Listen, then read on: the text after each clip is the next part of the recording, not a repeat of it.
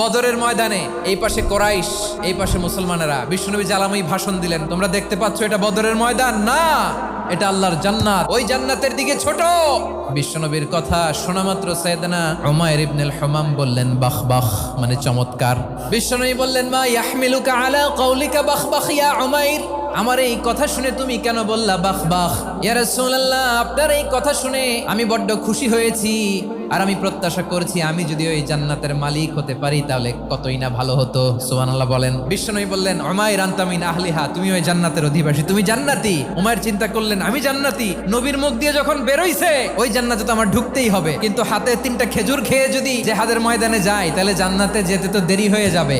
এই চিন্তা আসা মাত্রই খেজুর 3টাকে তিনি ছুঁড়ে মারলেন, তলোয়ার বের করে আল্লাহু আকবার বলে বদরের ময়দানে ঝাঁপিয়ে পড়লেন। আল্লাহর শত্রুদেরকে কচুকাটা করে এক পর্যায়ে শাহাদাতের সুধা পেয়ে নিজেও জান্নাতি হয়ে গেলেন। পড়েন সুবহানাল্লাহ।